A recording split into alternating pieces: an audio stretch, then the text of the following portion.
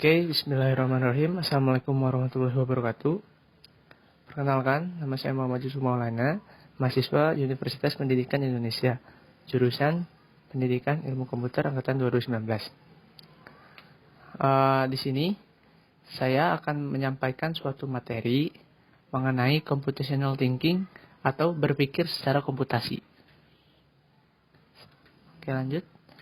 Nah, sebenarnya apa sih berpikir komputasi itu? Yang kita tahu, berpikir komputasi itu adalah suatu metode pemecahan masalah yang dapat kita pikirkan dengan tujuan mempermudah hal tersebut atau menyediakan inovasi yang baru untuk masa yang akan datang. Nah, computational thinking ini pun bisa disebut cara untuk mereformasi ulang suatu masalah tertentu yang terbilang rumit menjadi suatu bagian-bagian kecil yang lebih mudah untuk kita kerjakan dan kita selesaikan atau solve it. Contoh kecil dari masalah yang kita dapat misalkan adalah mengenai tugas sekolah. Kita sebagai siswa dan mahasiswa pun pastinya akan mendapatkan tugas sekolah dari guru-guru kita, betul kan? Nah, di situ akan mendapatkan masalah misalkan dengan banyaknya pekerjaan rumah yang kita dapat. Dari masalah itu, kita dapat membuat solusi dengan cara bijak memanage waktu kita. Lalu, kita dapat membuat skala prioritas dari tingkatan tugas mana yang terumit hingga yang termudah. Lalu kita dapat kerjakan tugas yang termudah dulu, lalu selesaikan itu, baru mengerjakan tugas yang cukup rumit. Nah, itu tuh akan sangat mengefektifkan waktu yang kita punya. Dapat juga sedikit menghilangkan stres karena rumit dan tidak selesai-selesainya tugas tersebut. Seperti itu. Oke. Nah, di sini ada contoh-contoh dalam berpikir komputasi di masa yang ada sekarang ini. Yang pertama kita lihat di sini ada e-toll card. Kalian semua pasti mengetahui, kita semua pasti mengetahui. Dulu jalan tol, gerbang masuk tol itu kan dijaga manual oleh penjaganya gitu. Di situ ditempatkan satu orang untuk mengambil karcis dan memberi kembalian kepada para pengemudi untuk memasuki jalan tol tersebut, untuk bayar tolnya itu. Nah, sekarang karena masalah itu kan kita lihat dari antrian pastinya mobil-mobil akan cukup mengantri lama dan menyebabkan macet karena penanganan yang masih kuno atau tradisional itu dengan menggunakan jasa orang. Akhirnya terbuatlah inovasi seperti e-toll card ini. Di sini lebih mengefektifkan waktu dan kinerja orangnya gitu.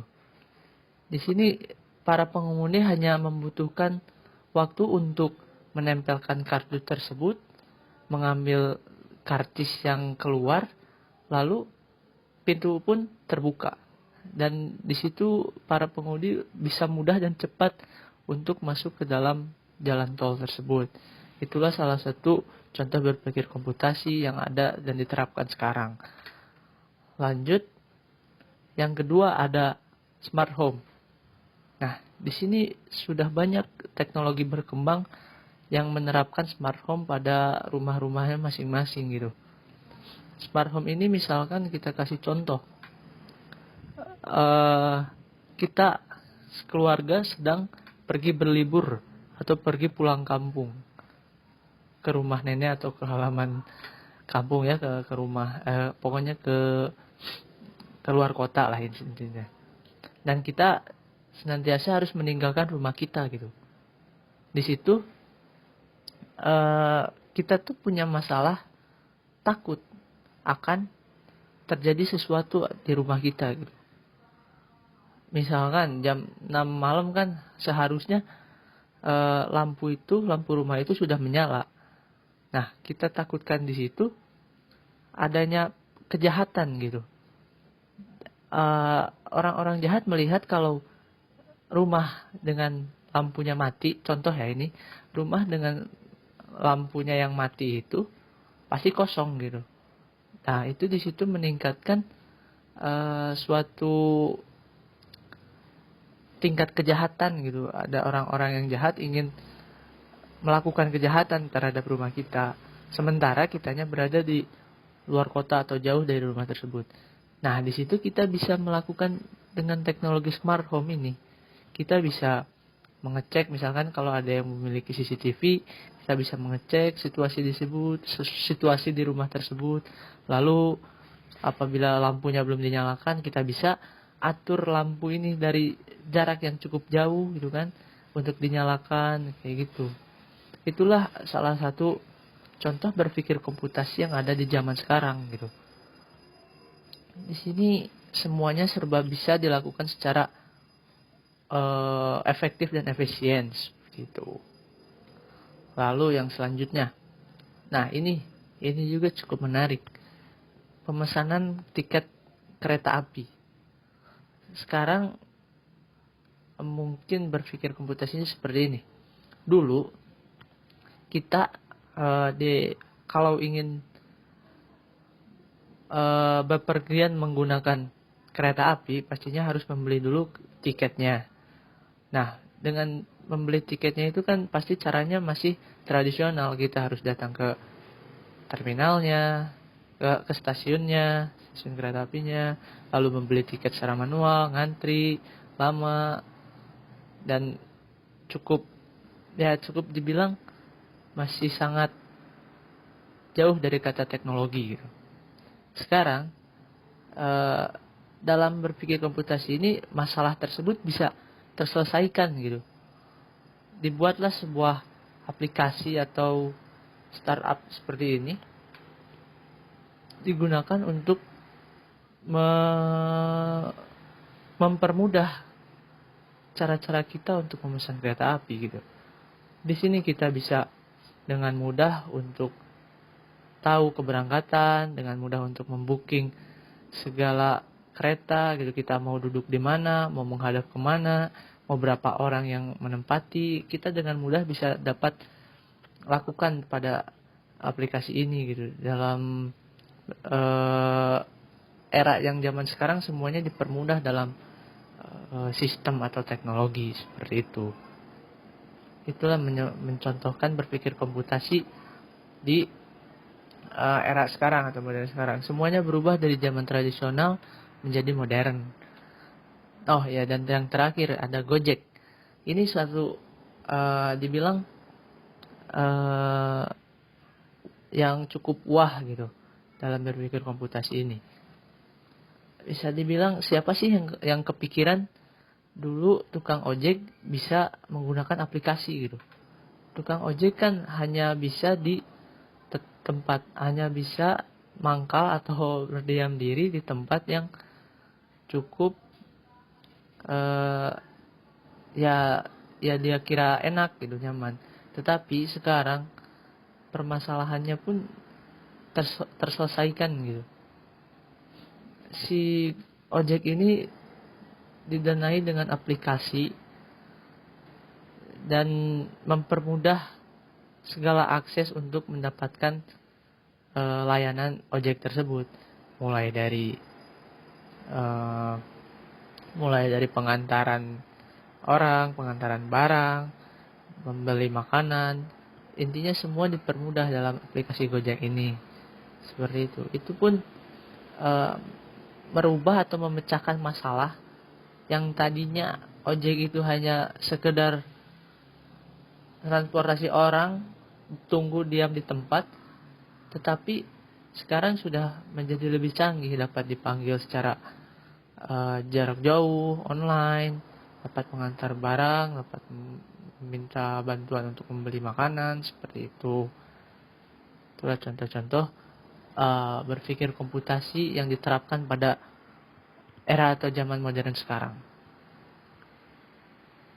Oke, next. Nah, lalu mengapa sih kita harus belajar computational thinking? Nah, di sini computational thinking atau pemikiran komputasi adalah suatu teknik pemecahan masalah yang sangat luas wilayahnya dan penerapannya. Bahkan bukan hanya untuk menyelesaikan masalah seputar ilmu komputer saja. Di sini tuh melainkan juga untuk menyelesaikan berbagai masalah di kehidupan sehari-hari. Dengan teknik ini, para siswa dan mahasiswa, intinya para siswa akan belajar bagaimana berpikir secara terstruktur. Teknik berpikir computational thinking sebagai suatu pendekatan sangat penting dikuasai para siswa untuk membantu mereka menstrukturkan penyelesaian masalah yang rumit gitu. Dari kecil mereka harus diajarkan untuk setidaknya punya pola pikir yang terstruktur seperti itu, di mana kecakapan kompleks problem solving dan berpikir kritis ini merupakan dua keahlian terpenting yang diperlukan pada masa mendatang ataupun masa sekarang gitu. Dengan menguasai kecakapan ini, maka para siswa akan lebih siap dalam bertahan dan bersaing di masa mendatang, di era di mana akan hilangnya beberapa profesi yang ada dan era di mana munculnya profesi baru tergantikan oleh setiap teknologi yang ada dan zaman yang makin berkembang. Oke, seperti itu. Jadi mengapa intinya kita harus belajar computational thinking dari sedini mungkin, dari kecil atau dari titik yang terendah gitu, untuk menyiapkan potensi diri kita di masa yang akan mendatang seperti itu. Nah, lalu di sini ada contoh kasus dari operational thinking, dari computational thinking. Nah, di sini ada 1 tambah 1. Menurut kita, 1 tambah 1 itu akan menjurus dengan mudah dan otomatis menjawab 2 gitu kan. Itu hanya pemikiran awam gitu. Hanya pemikiran ya anak-anak TK atau SD pasti kalau disuguhkan yang seperti ini pasti otomatis menjawab 2. Tapi kalau sudah disuguhkan PG seperti ini, kita akan berpikir gitu. Kita akan lebih berpikir bahwa mana sih jawaban yang paling benar gitu. 1 tambah 1, kemungkinan jawabannya A 1 masih bisa dimungkinkan. 1 tambah 1 sama dengan 2 masih bisa juga dimungkinkan. Dari berbagai macam pemikiran pasti jawaban A, B, C, D ini masih bisa masuk gitu. Masih bisa dapat diperdebatkan. Tetapi yang paling benar ya ini, soal kurang lengkap. Karena kenapa? Karena di sini kita berpikir bukan hanya satu fokus tujuan kita gitu. Maksudnya bukan hanya satu pandangan atau sudut pola pikir kita. Nantinya kita bakal diarahkan gimana cara men-solve si soal ini, bukan hasil yang kita cari gitu. Bukan memprioritaskan hasil yang kita cari, tetapi bagaimana cara kita mendapatkan hasil tersebut gitu. Jadi keempat kemungkinan ini A, B, C, D masih bisa dengan melihat hasil dan dengan melihat cara yang kita lakukan untuk mendapatkan jawaban tersebut seperti itu. Nah, lanjut. Lalu, ini contoh computational thinking yang kedua adalah menggulingkan dadu. Nah, ini untuk soal-soal SD seperti ini. Contohnya, ada Jack. Jack menggulirkan dadu sepanjang jalan tanpa pergeseran. Maksudnya, ya intinya digulingkan gitu ya. 3 kali ke arah belakang dan 2 kali berikutnya ke kanan. Sesuai digambar seperti itu. Berhenti di jalan bertanda lingkaran putih. Lalu pertanyaannya, permukaan berangka berapakah yang menghadap ke atas seperti itu. Nah, di sini langsung saja ya. Langkah pertama yang harus kita tahu itu seperti apa pola angka dadu yang benar gitu. Kan di sini kita bisa lihat dadu yang menghadap posisi atas itu, sisi yang menghadap posisi atas itu 6. Sebelah depannya atau sebelah bawahnya ya yaitu 5. Dan kita nggak tahu gitu sebelah belakang 5 itu apa, dan samping sisi dari 5 itu apa, atau belakangnya 3 itu angka berapa, seperti itu. Jadi angka pertama kita harus tahu dulu pola angka dadu yang benar itu seperti apa. Lalu baru kita coba dengan berbagai cara gitu. Ada yang mungkin menggunakan alat bantu langsung seperti dadunya sendiri untuk diperagakan dan mendapatkan hasilnya gitu. Itu ada cara yang seperti itu. Tapi ada juga cara yang dia tuh berpikir dan membayangkan si dadu itu sendiri terlebih dahulu, lalu mendapatkan hasilnya gitu.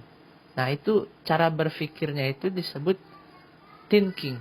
Thinking itu proses menghayal yang kita lakukan dalam computational thinking, yaitu disebut abstraksi gitu. Abstraksi yang ada pada aspek computational thinking. Nah, setelah ini mari kita lihat materi computational thinkingnya tersebut, aspek-aspeknya tersebut. Nah, di sini ada 4 aspek computational thinking atau berpikir komputasi. Yang pertama ada decomposing atau dekomposisi, abstraction atau abstraksi, pattern recognition atau pola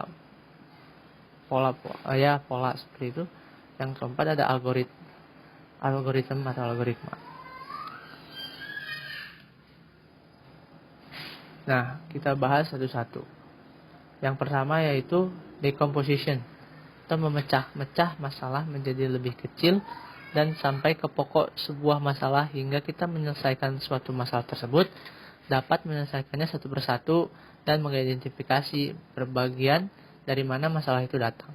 Intinya seperti yang tadi di awal saya bilang, yang saya katakan, ada suatu masalah yang cukup banyak gitu.